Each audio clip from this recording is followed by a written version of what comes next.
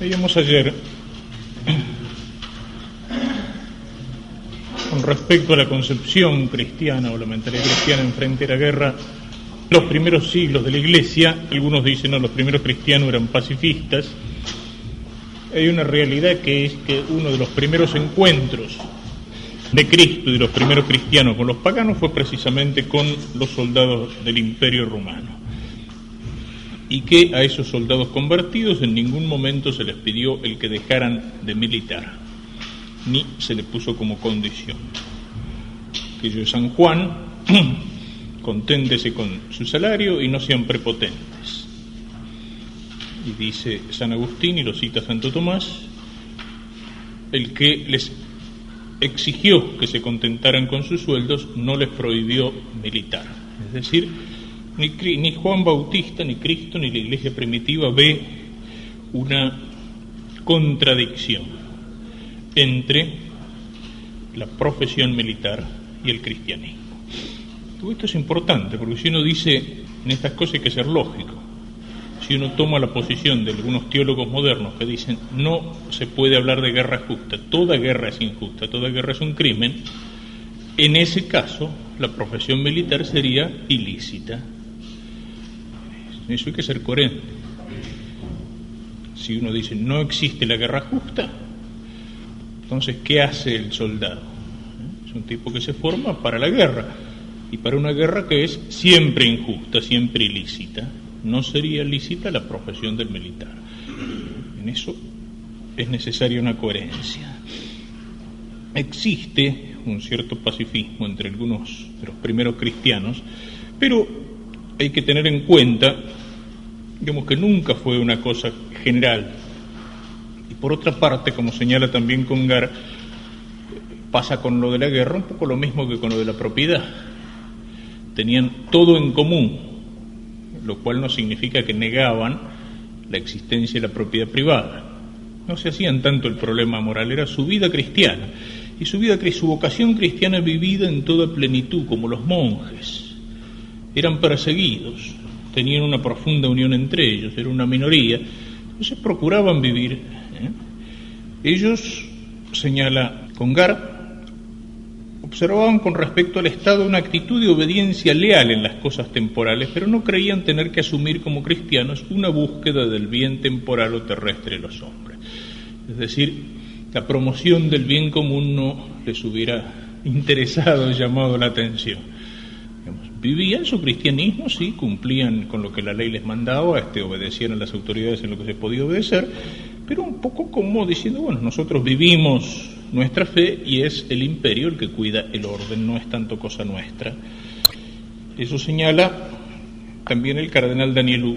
Dice, hay tres situaciones: la del Antiguo Testamento, donde la sociedad es teocrática y la vida religiosa es normal; la de los primeros siglos cristianos, que nos muestran a una minoría de cristianos ocupándose en la oración y en la misión en un imperio pagano que asegura la paz temporal; y la cosa viene después, la de los siglos de cristiandad, es decir, cuando los cristianos entran en todos los niveles del imperio y conquistan el imperio, donde los cristianos deben ahí asumir las responsabilidades de la ciudad terrestre y hallan en la ley de Dios un freno al desenvolvimiento de la violencia.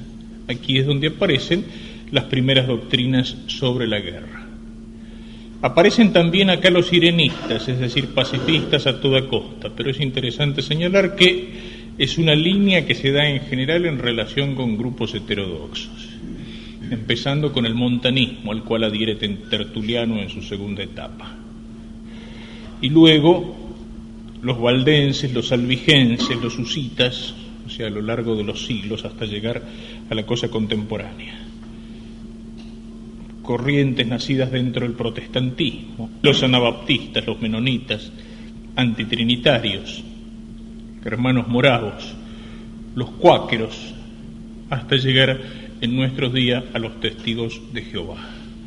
O sea, en general la línea del pacifismo absoluto corre en relación con todo este tipo de sectas o de grupos separados. En cambio,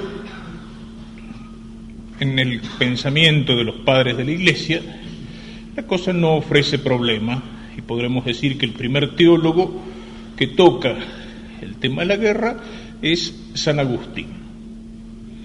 San Agustín le escribe al general del imperio, Bonifacio: la paz debe ser objeto de su deseo. La guerra debe ser emprendida solo como una necesidad, y de tal manera que Dios, por medio de ella, libre a los hombres de esa necesidad y les guarde en paz. Pues no debe buscarse la paz para alimentar la guerra, sino que la guerra debe llevarse a cabo para obtener la paz. Podemos decir que esa idea de San Agustín, en fin, que aparece en muchos otros textos de él, en el libro 83 de las Cuestiones. Las guerras justas suelen definirse diciendo que son aquellas en que se toma satisfacción de las injurias, es decir, de las injusticias, si ha de castigarse una ciudad o nación que no se cuida de reparar el daño causado por sus súbditos ni de devolver lo que ha quitado injustamente. Es decir, repara una injusticia. Si la injusticia queda, no hay paz verdadera. La ciudad de Dios, libro 19, capítulo 7.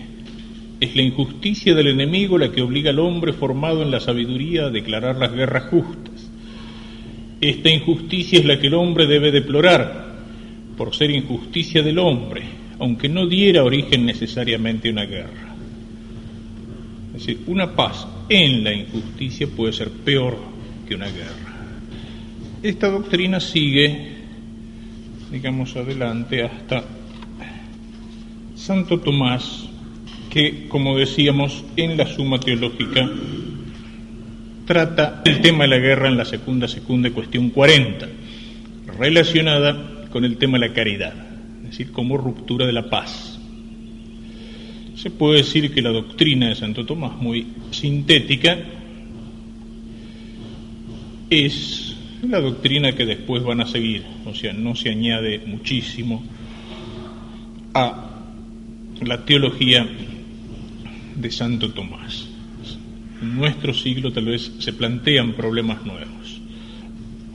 Después de Santo Tomás, se puede decir que el teólogo más importante de la guerra es Francisco de Vitoria y también Luis de Molina. Define la guerra Santo Tomás como una defensa armada del bien común contra un enemigo externo. Es defensa del bien común, por lo tanto no es riña, es una pelea entre particulares.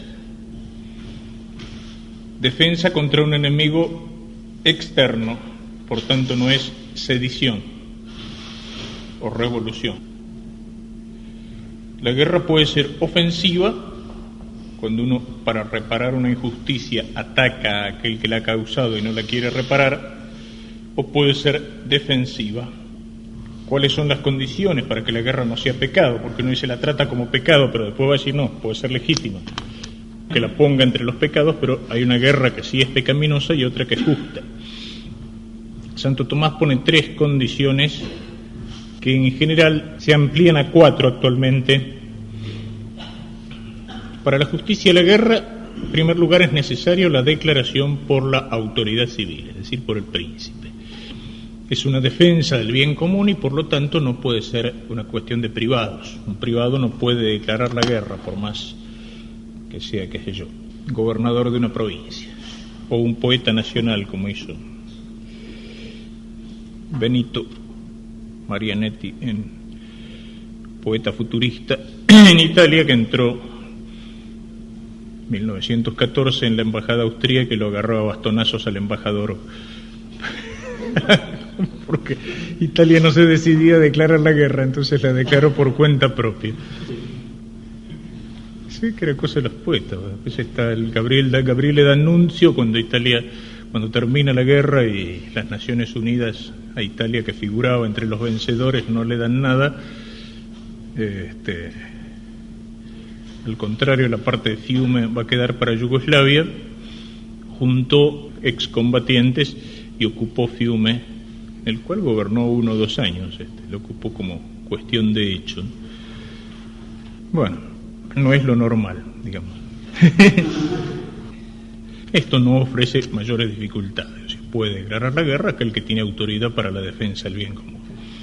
En segundo lugar, una justa causa proporcionadamente grave, es decir, no por cualquier cosa. En la guerra defensiva tienen que darse las condiciones para que sea justa y legítima la defensa, es decir, tiene que haber una agresión seria, no basta un cambio de tiros en la frontera entre dos patrullas. Mucho más para la guerra ofensiva. Actualmente los documentos que hablan de la guerra parecen inclinarse por la legitimidad solo de la guerra defensiva. Para ser ofensiva, es decir, para decidir si atacar, tendría que ser una grave injusticia no reparada y que sea imposible de reparar por otro medio. En tercer lugar, coloca Santo Tomás la recta intención de justicia y de bien común. Es decir, no justifica la guerra, la ambición personal o colectiva, en fin, motivos, tienen que ser motivos reales de justicia y de bien común. A todo esto suelen añadir una cuarta condición, que es que haya posibilidades ciertas, en fin, nunca se pueden dar matemáticamente ciertas, de victoria, es decir, que la guerra no va a dejar las cosas peor que antes. Esto a veces es lo más difícil de determinar. Aparecería un poco la idea en Santo Tomás cuando dice que para declarar la guerra tiene que haber una causa proporcionadamente grave. Es decir, si me largo a una aventura que para reparar una injusticia me deja en una situación mucho peor que antes, evidentemente no hay proporción. No es fácil de determinar. El fin de la guerra, ya lo hemos señalado, es la paz, y después se puede hacer una referencia a los medios. Una vez declarada la guerra, la guerra no puede ser, digamos, objetivamente justa por los dos lados.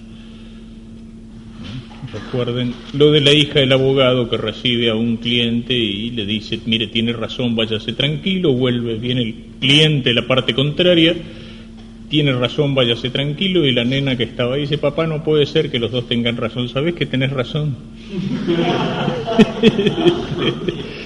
Bueno, no puede ser objetivamente justa por los dos lados. Subjetivamente podría darse que los dos estén convencidos de que pelean por la más justa de las causas, sobre todo en el mundo contemporáneo donde las causas de una guerra se complican bastante, ¿no? La causa de la Segunda Guerra Mundial es cuando los alemanes invaden Danzig, que había sido entregado a los polacos en 1918 por el Tratado de Versalles, siendo una ciudad alemana. Pero esa es la causa que desata la guerra ahí. Detrás de eso, sí, se seguirá discutiendo durante muchos siglos cuáles son las causas reales o de fondo, ¿no? Esto puede a veces plantear un problema de conciencia.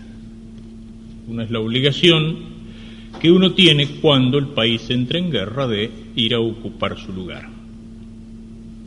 Ciertamente uno tiene que colaborar en la defensa del bien común en la guerra justa. Después diremos algo sobre los objetores. Si la guerra es dudosa, la justicia de la guerra, no sería lícito presentarse como voluntario. Pero si uno tiene dudas, un ciudadano cualunque, digamos, tiene dudas acerca de la justicia de la guerra, y hay cosas que él no conoce, de hecho, tendría que obedecer, porque el juicio acerca de la justicia no corresponde normalmente a cualquiera. Entonces, si hay entre la autoridad legítima que declara la guerra y el ciudadano X que anda caminando por la calle y lo llaman a cumplir el servicio militar, si hay duda, digamos, el peso recae por parte del lado de la autoridad, que se supone tiene más conocimiento de por qué ha hecho lo que ha hecho. No sería lícito, en cambio, si fuera claramente injusta, es decir, si uno tuviera clara y absoluta conciencia que esta guerra declarada a la cual me llaman a participar, ciertamente es injusta, sin duda alguna. En ese caso no sería lícito, cualquiera que sean las consecuencias que uno tenga que sufrir, que normalmente se llama fusilamiento. Pero es así, ¿no? Si uno ciertamente estuviera convencido de la injusticia de la guerra, tendría que obrar en conciencia. Bueno, esto en general es lo que pone Santo Tomás. Y es lo que más o menos encontramos en los documentos contemporáneos. Cito en esto tanto el concilio como el catecismo, digamos, no porque sean las cosas más amplias que hay sobre la teología de la guerra, sino porque son una síntesis, y son una síntesis contemporánea, sobre todo el catecismo, ¿no es cierto? No será un manual de teología, pero es un manual que en lo que sintetiza, expone o resume la fe y el pensamiento de la Iglesia. En fin, como son cosas, cada uno de estos temas no podría meterse. Se los doy a manera de síntesis, no son temas en los cuales no son temas que se hagan necesario desarrollar exhaustivamente, ¿no? En general no van a encontrarse en la atención espiritual o en el confesionario con demasiados gobernantes que le preguntan: padre, ¿qué hago? ¿Declaro la guerra o no la declaro? Bueno, y cosas afines. Sin embargo, guarda. Lo veremos sobre todo. El otro día ya decía que el tema de la guerra revolucionaria un poco lo voy a sintetizar, pero yo en un momento lo daba bastante extenso. Y sí es un tema que en un momento apareció con mucha frecuencia en los confesionarios y en las consultas espirituales. Y sobre la licitud de esto, de aquello o lo de más allá. A veces no solamente por parte de los oficiales o de la tropa o de la gente combatiente, sino hasta por algunos guerrilleros que tenían sus raíces cristianas, digamos, y que en algún momento les aparecían. Y ese tipo de problemas son problemas donde a veces de la respuesta de uno dependen vidas, y a veces uno recibe las respuestas de ciertos curas, o que ciertos curas han dado consultas de este tipo y se le ponen los pelos de punta.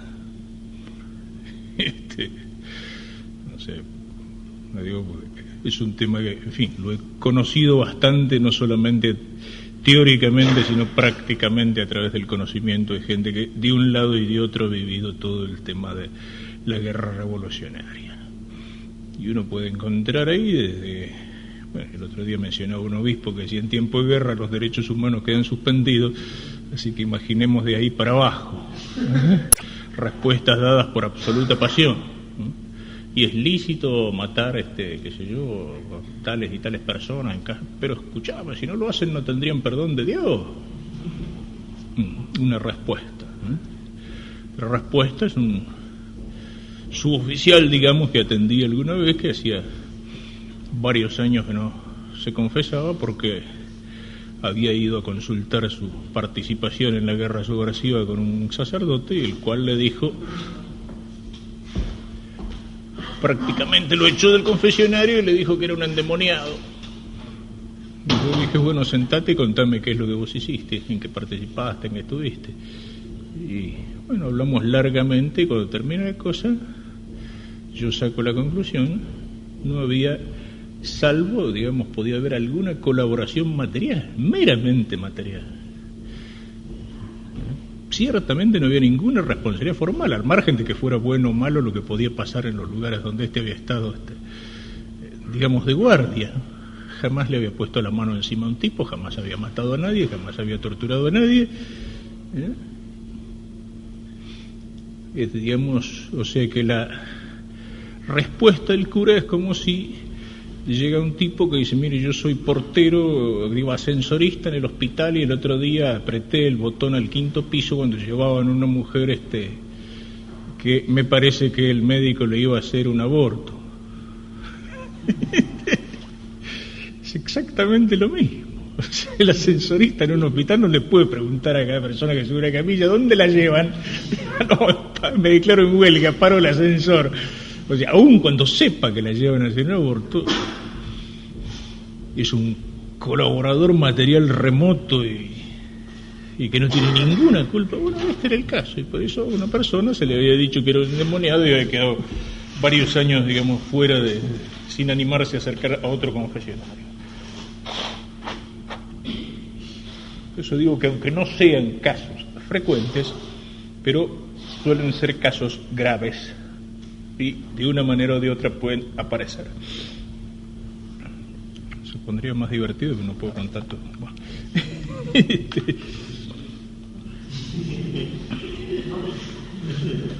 El concilio toca el tema en la Gaudium et Spes. Ya hemos señalado, número 78, habla sobre la paz, exhortando a lograr la paz, a vencer el reino del pecado, pero también con sentido irrealista. En la medida en que el hombre es pecador, amenaza y amenazará el peligro de guerra hasta el retorno de Cristo. Y número 79 empieza a tocar el tema de la guerra. La primera cosa que podemos señalar es que indica dos elementos que ciertamente complican un poco el tema de la guerra justa y que son característicos del tiempo contemporáneo. Al emplear en la guerra armas científicas de todo género,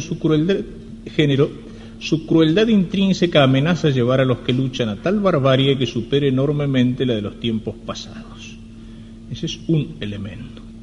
Es decir, la aparición de armas, sobre todo atómicas, pero no solo, armas científicas de destrucción masiva que llevan a decir hasta qué punto, aun cuando tenga razón vale la pena una guerra que puede llevar a la destrucción total del país o la destrucción incluso de la humanidad. Ahí sí puede plantearse el signo de interrogación, no contra el principio, sino contra la aplicación concreta. Y la otra, la complejidad de la situación actual y el laberinto de las relaciones internacionales permiten prolongar guerras disfrazadas con nuevos métodos insidiosos y subversivos. Es decir, ya no es más la guerra abierta, sino la guerra subversiva. Podríamos decir que hay como una cierta deshumanización de la guerra. Es decir, en la guerra clásica tenía algo de deportivo. De hecho, en el pensamiento de las sociedades tradicionales, el deporte era una preparación para la guerra y el deporte era un ejercicio de guerra en tiempo de paz. Por eso siempre suponía el tema de lucha. Y a veces en algunos deportes eso se unía. Digamos, en las luchas de gladiadores, en los choques de carros armados o de caballeros, entre los mayas o los aztecas, no recuerdo bien, existía esa especie de básquet, no sé si llamarlo así, que había un aro adosado a la pared por el cual había que hacer pasar una pelota, golpeándola con los antebrazos y las antepiernas. Y en el equipo perdedor, el jefe del equipo o el equipo solían ir al sacrificio a los dioses, ¿no? Supongo que jugarían con bastante entusiasmo. Pero la guerra tenía lo que tiene el espíritu del deporte, o sea, uno combatía a un enemigo claro, a un enemigo identificado. Es el sentido que tenía la bandera, el uniforme. A un enemigo al cual no se odiaba, se lo podía matar, pero muchas veces eso permitía, por supuesto, siempre en esto ha habido excesos, pero muchas veces permitía que se respetara, por ejemplo, al enemigo vencido, incluso que se sentara en la mesa al tipo que había combatido con dignidad, o el dejarle su sable. Es decir, solía haber reglas de juego, sobre todo eso, los combatientes identificados. Y una vez que terminó el combate no tengo por qué matarlo, no tengo por qué herirlo. No hay un odio personal. Somos enemigos, pero hemos combatido sobre el campo del honor. O sea, esas cosas existían y por lo menos eso era la ley. Eso permitía las treguas de Dios, el que no se combatiera en la cristiandad, en Adviento o en Cuaresma, el que la iglesia fuera un lugar de refugio, donde no se podía ir a sacar a una persona que había tocado el altar. Es decir, una serie de normas que se vienen abajo cuando dos tipos que combaten con su uniforme, con su bandera, aparece alguien que tira por la espalda. Es decir, aparece el terrorista. El tipo que no tiene un uniforme que lo identifique, que se identifica, que digamos que se esconde, que ataca a traición, que no le importa si a lo que ataca es a un soldado o es a la población civil, poner una bomba en un supermercado o en una estación de tren. Aparece el tipo que no es responsable. No sé quién es el jefe de cuál es la autoridad que lo envía. Aparece el tipo que puede ser no un combatiente, digamos, en edad militar, sino que puede ser una vieja o puede ser un chico de 10 años que lo han entrenado para que ponga bombas, que la vieja deje una canasta con la ropa para lavar y un explosivo adentro. Es decir, la consecuencia de la guerra subversiva, de la guerra guerrilla, es eso: de alguna manera rompe las normas de cierta lealtad que pueden existir en la guerra. Y el concilio toma en cuenta esas dos cosas. Señala la importancia que tiene el derecho de gentes, es decir, los tratados internacionales que tratan del destino, o sea, si se da la guerra, tratar de que las cosas sean lo menos crueles posible, suavizar la crueldad de la guerra. Hay que cumplir estos tratados, son los tratados de La Haya y de Ginebra, que hablan acerca del trato sobre todo de los combatientes, de los heridos, tratados que a veces pueden proscribir determinado tipo de armas. La potencia bélica no legitima cualquier uso militar o político de ella, y una vez estallada la guerra, lamentablemente, no por eso todo es lícito entre los beligerantes. Sin embargo, a pesar de todo, mientras exista el riesgo de guerra y falte una autoridad internacional competente y provista de medios eficaces, una vez agotado todos los recursos pacíficos de la diplomacia, no se podrá negar el derecho de legítima defensa a los gobiernos. En el Catecismo de la Doctrina Cristiana, el tema es tocado en los números 2307 y siguientes. Señala, lo mismo que el concilio, todo ciudadano y todo gobernante están obligados a empeñarse en evitar las guerras. Es decir, esa es la posición permanente de la Iglesia. Sin embargo, cita Gaudium et Spes 79.4, no se podrá negar a los gobiernos el derecho a la legítima defensa. 2309, se han de considerar con rigor las condiciones estrictas de una legítima defensa mediante la fuerza militar. La gravedad de semejante decisión somete a esta a condiciones rigurosas de legitimidad moral. Es preciso a la vez que el daño causado por el agresor a la nación o a la comunidad de las naciones sea duradero, grave y cierto. Son los elementos de Santo Tomás. Que todos los demás medios para poner fin a la agresión hayan resultado impracticables o ineficaces, que se reúnan las condiciones serias de éxito, que el empleo de las armas no entrañe males y desórdenes más graves que el mal que se pretende eliminar. El poder de los medios modernos de destrucción obliga a una prudencia extrema en la apreciación de esta condición.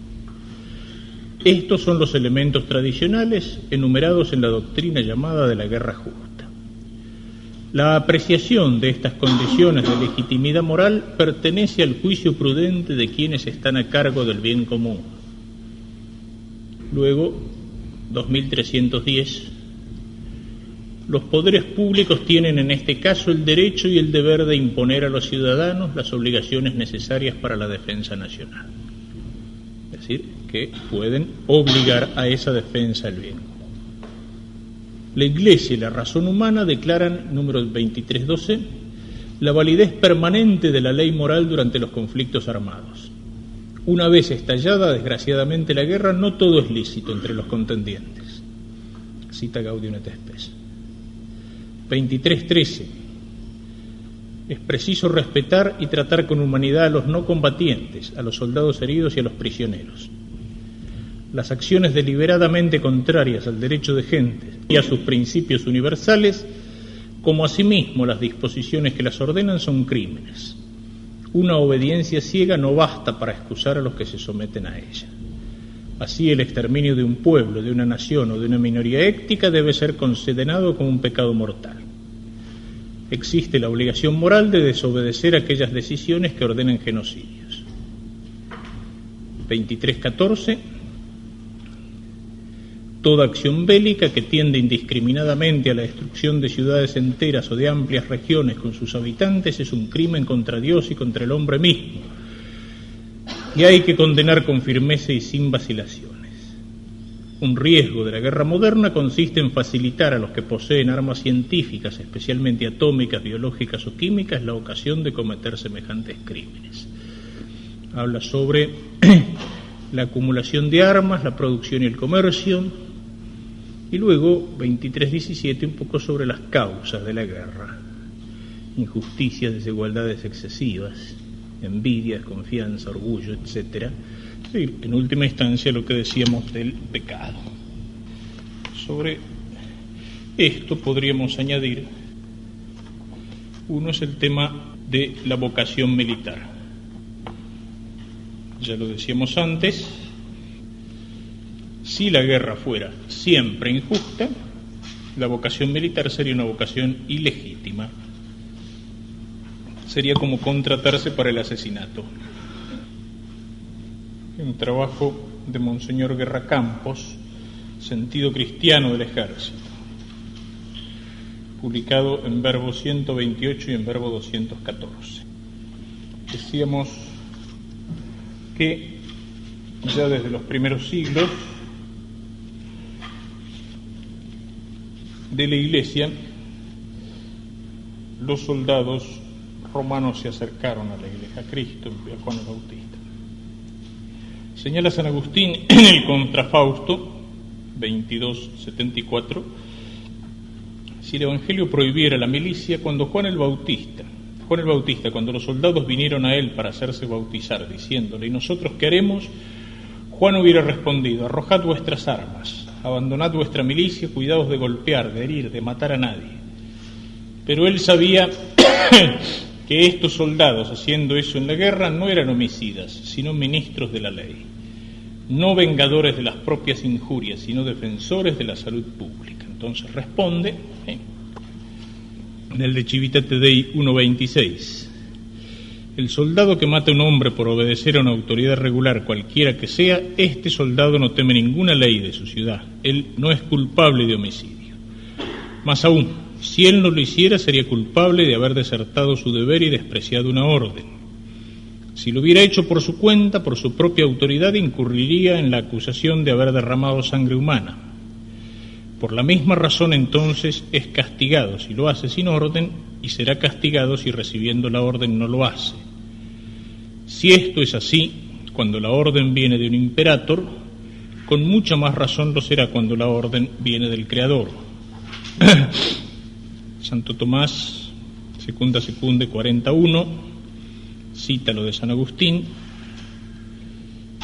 a los que mandó contentarse con su estipendio no les prohibió militar. El Concilio Vaticano II, Gaudium et Spes 79e: los que al servicio de la patria se hallan en el ejército considérense instrumentos de la seguridad y libertad de los pueblos, pues desempeñando bien esta función contribuyen realmente a estabilizar la paz. Misma idea, Catecismo número 2310.